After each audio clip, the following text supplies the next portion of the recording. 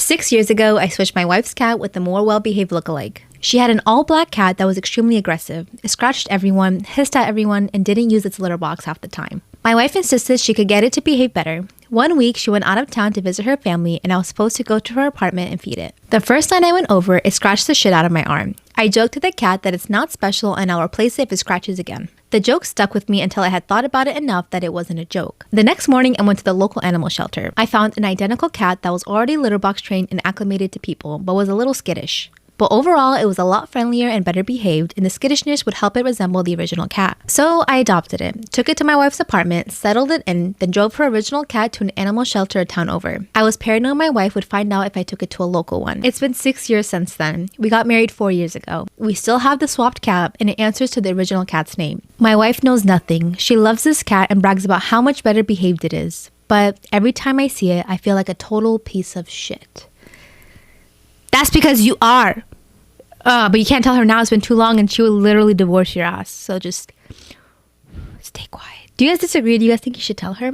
I wouldn't. It's like one of those kind of things where it's like, it's going to do more harm than good. Because for me, if I was with a dude and he was shitting on my cat and I'm like, no, I can take care of it. I can make it well behaved. And he's like, no, you can't. And 6 years pass. I'm like, haha, look, the cat's well behaved. I told you I could do it. And I find out you did this. Every time I bragged about the cat's behavior, you're probably snickering and being like, little do you know, I switched that shit out and it would just destroy me. And I would feel stupid. So just don't say anything. Am I wrong for not telling my boyfriend that I had been a surrogate before we got together? I, 28 female, have been dating my boyfriend, 29 male, for a little over 2.5 years. When we began to get serious, I told him I didn't want to have kids. I wasn't interested in that and it wouldn't be fair to string him along. He wanted kids, but we talked it over and he decided he could live without. Things were fine until we visited my family a few days ago for my dad's birthday. My boyfriend saw some old pictures of me when I was 20 and clearly heavily pregnant. He was upset and asked me what this was and thought I had a child and gave them up. I explained to him that my older sister and her husband had been struggling with fertility and she'd had several miscarriages, so I offered to carry the child for them and my 7-year-old niece was the result of this. I in no way feel maternal love towards her. She is their biological child and I've never felt that I was anything but the oven for her bun. I never brought it up before as I didn't think it mattered and it was so long ago that it wasn't really anyone's business. He, however, feels differently and when we left, he told me that I should have told him and said how it wasn't fair how I'd be willing to give my sister a child but wouldn't even consider having one with him. I got upset as there is a big difference between carrying a child and raising a child and told him as much. I told him I was sorry for not telling him, but honestly I hadn't felt it was his business and it had been years before we got together. I then reminded him how he had been the one to say he could live without children as I'd warned him long ago. He is still upset with me. I honestly didn't think I did anything wrong. So, am I the asshole here? I am not a big fan of alcohol. I don't enjoy being around drunk people. I can only occasionally enjoy the taste. I'm not about alcohol culture really. I also have social anxiety and don't like bar crowds, though I make exceptions for live music. That said, I will happily DD for any of my friends if they want to go out and have a good time. I prefer it when they tell me that they want to be picked up and I can go get them later as opposed to spending the whole time with them as they get sloshed. But I can be convinced to bar hop with them on one condition. If we go out to dinner, they have to cover my bill. If no dinner, then they're stuck covering my cokes all night. Though I admit I was told by the bartender friend to tell the bartender that I'm a DD and I may get my drinks for free. It works sometimes. It doesn't have to be steak or something expensive. I'm not demanding anyone to buy me a $50 plate, nor would I do that to my friends. I just expect the ones that are drinking to split the cost of my usually $15 to $20 dinner in exchange for me spending gas. I don't charge them for it, and time in an environment I don't enjoy. I was laughing and explaining it to a new friend and he called me an asshole and that my payment should be my friends getting home safe. I replied they could get home safe without me going because I'd go get them. This is the cost for making me hang where I'm uncomfortable. He said it's even worse because I'm charging them to hang out with me. Am I the asshole for making my friends cover my dinner if I DD for them while bar hopping?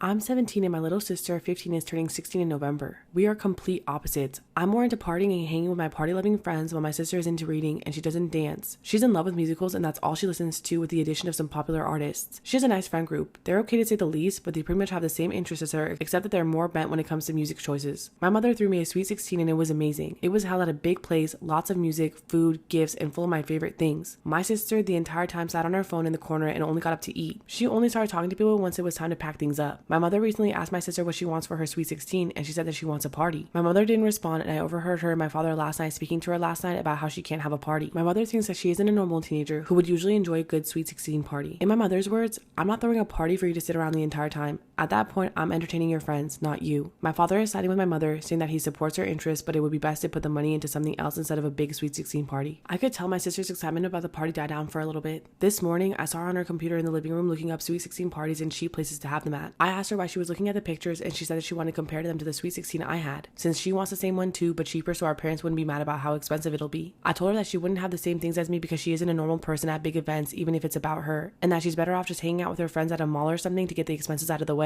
She called me an asshole and ran into her room, and our father said that I shouldn't have said that to her. I understand that Sweet 16s are a big thing, but it wouldn't be wise to spend so much time and money on an event like this where she'll look bored. I suggested she just go out with friends bowling or to their houses, and she screamed at me, calling me an asshole once again, and slammed the door in my face. I'm just trying to help my parents and her out. Am I the asshole for telling my sister she can't have the same Sweet 16 I had since she isn't a normal teenager? Am I the asshole for not letting my girlfriend sleep with me in my bed? I, 22 male, share an apartment with my best friend Mike, 22 male, and Mike's girlfriend Daisy, 23 female. We only have 2 bedrooms. Daisy is a heavier lady. She prefers the term big boned. She also has sleep apnea. For these reasons, Daisy has her own bedroom. Mike and I share the other bedroom.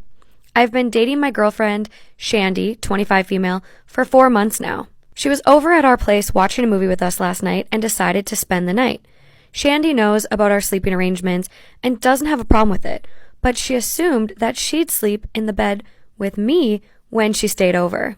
I don't blame her for assuming this because this is the first time she spent the night, but there's only space for 1 double bed in me and Mike's bedroom, and he and I share it together. Mike has a bad back and is too tall to sleep on our couch in the living room, and it would be rude of me to ask him to give up his part of the bed for my guest. I'd sleep on the couch and let Shandy take my part of the bed, but I didn't think Mike would be comfortable with that, so I didn't offer.